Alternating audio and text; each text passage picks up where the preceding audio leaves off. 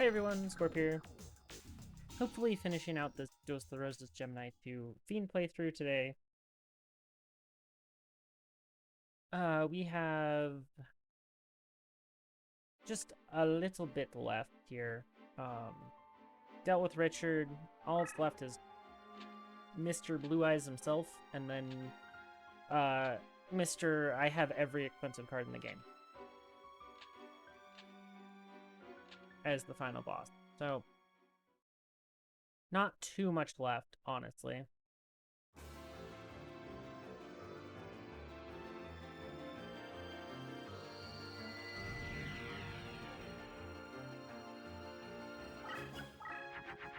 But I did prepare a specialized deck for our last opponent, since we have all the cards now, from unfortunate circumstances, but we can utilize that to our advantage and play some more off-the-wall theme deck.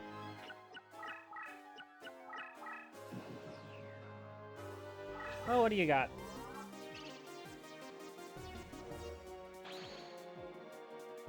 Oh, Joey. This is lethal.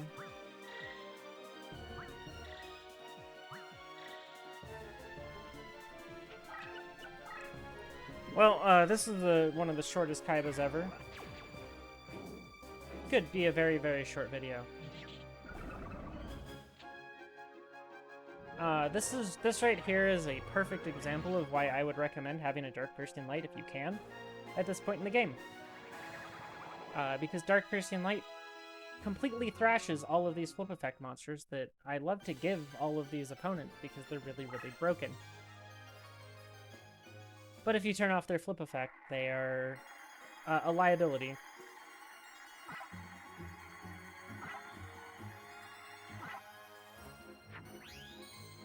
Hey, we got a chakra. Not that it matters, but yeah. We already had 9 chakras, so. And we can't take a 10, so. Oh well. Hey, yeah, this is how you destroy Kaiba. You use a Dark Piercing Light on him, and his jowls get flipped over, and then you bonk him for lethal over the jowls. It's a wonderful, wonderful way to play a game.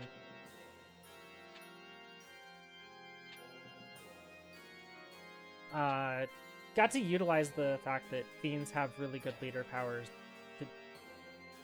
there. That was the only thing that made that a little easier on Fiends, but I mean, I think every single type in the game could have killed the same way with a similar hand, so.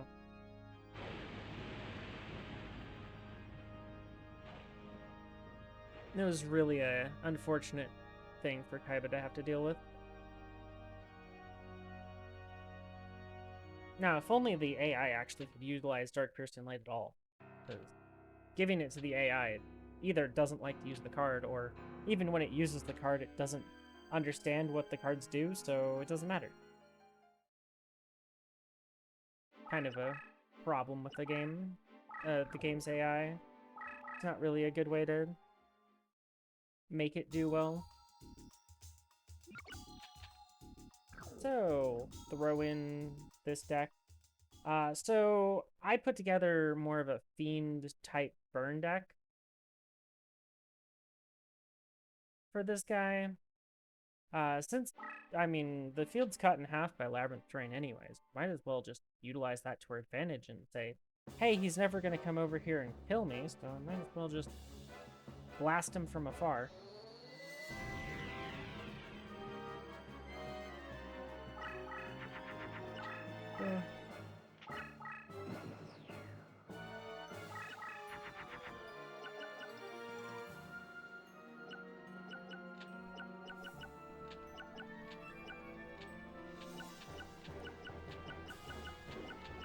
So, Sangan has...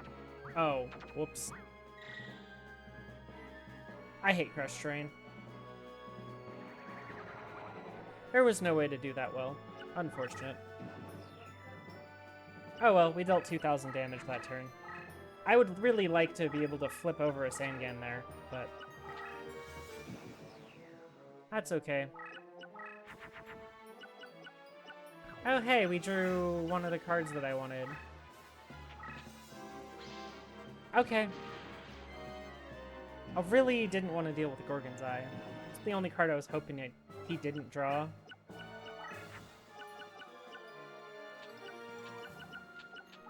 Well, we'll go ahead and start off doing damage with Mucus Yolk. It's only 100 damage a turn, but when your opponent's not doing anything, 100 damage is 100 damage. Unfortunately, we can't put anything in defense, so...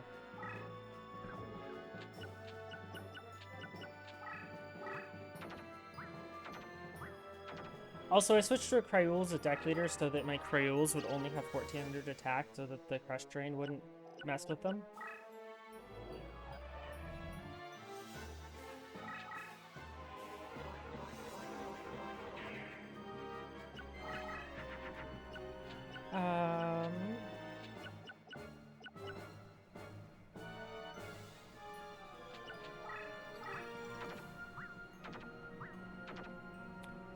Well, this is 1000 damage. He'd be dead if he didn't have that Gorgon's Eye right now.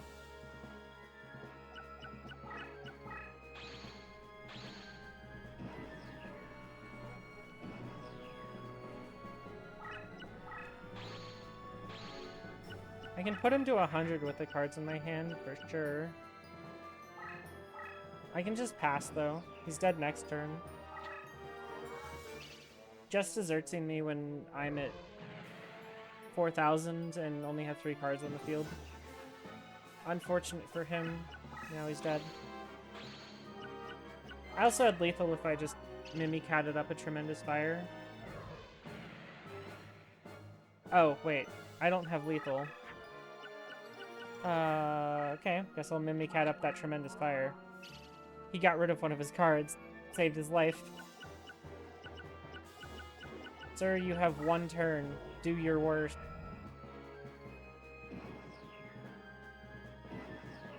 Well, his AI broke. Lovely. Bye.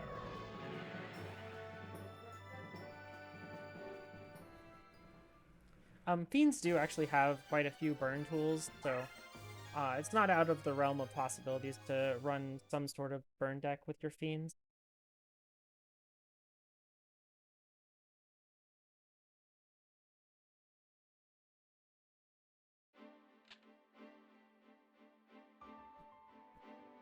Well, that was incredibly easy and unbelievably fast.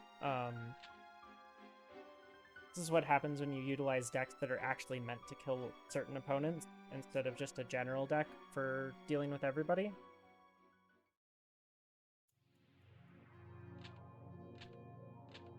Turns out, changing a couple cards around so that you have a better matchup against somebody really helped.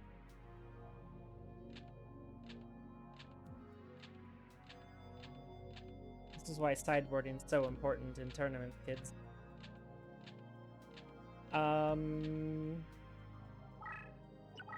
Well, I think I am going to be right back.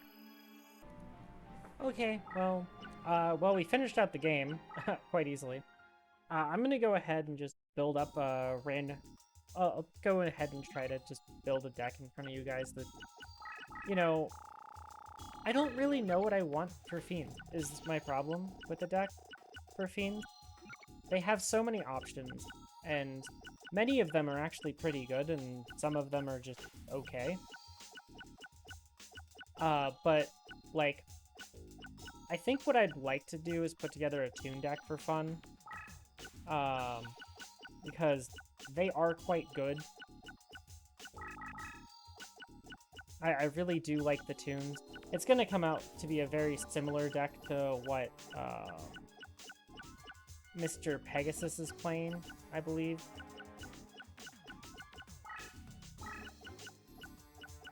But, I mean, that's the kind of deck that... It is a deck that I would like to actually... It's the kind of deck I'd want to play. Sometimes. if I were playing Fiends. Like, if you asked me to play Fiends, I'd probably put together a deck that is mostly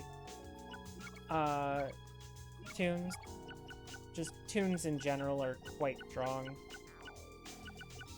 So I need to find Crass Clown. There we go. We can put 3 of those in.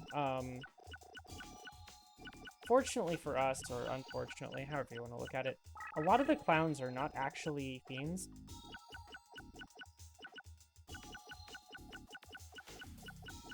So we have to go grab Clown Zombie here, which is somewhere. Okay, and then we need reptiles. Which we can put in Toon Alligator as one of them, which is nice. But we can also use really cheap ones, like Sinister Serpent.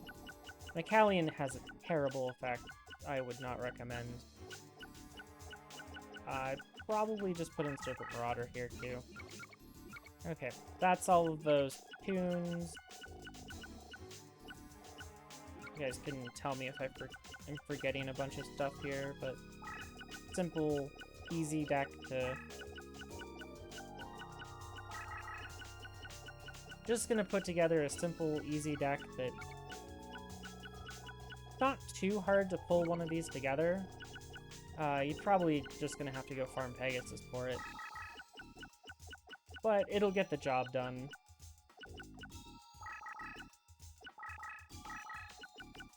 I would like to use better equipped than Fiend Castle. Because it's restricted to exactly one thing.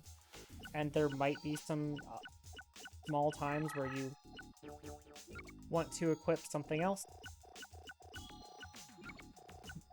Oh, I don't think we need 3 Curse Breakers in the deck. We can go with something a bit higher in deck cost.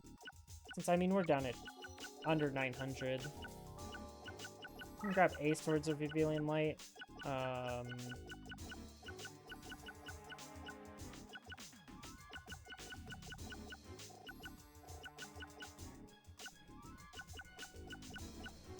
Yeah. There's just so many... I made Regeki 40, haha. And it's still terrible at 40. It's amazing how bad Regeki actually is in this game. Oh no, I wanted about 1,000 anyways, so we'll stop there. 1,011. We're just gonna go beat up Mako or something. But I figured I'd at least show off a deck like this. This is kind of a, like... This is kind of where my head goes to when you say Fiend deck. Play Soul Hunters, play, you know, play Clowns, play the stuff that gets powerful on Toon. That way you don't have to deal with, like, you can just bring your own field spells, and you don't have to deal with terrain, and your opponent's sad on the terrain, and you're happy. Great.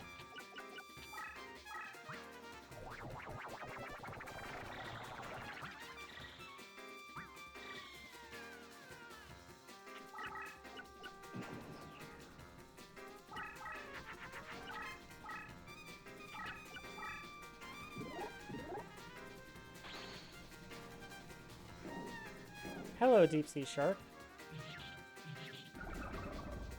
Deep Sea Shark puts all other creatures into attack mode when it's flipped face up.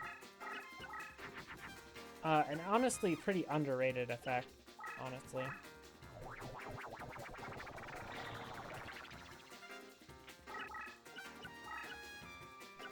Can go 2 spaces and then he can't get away.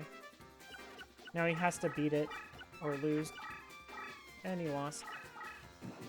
The leader power to move 2 spaces is absolutely disgusting.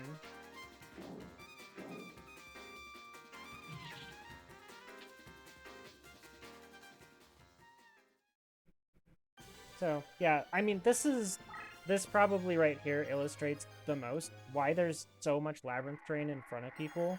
Because if you put together a even relatively competent deck, you can just go run people over. And, yeah, it's unfortunate. So, I even put together an extra deck today. Beat a 3rd person for fun.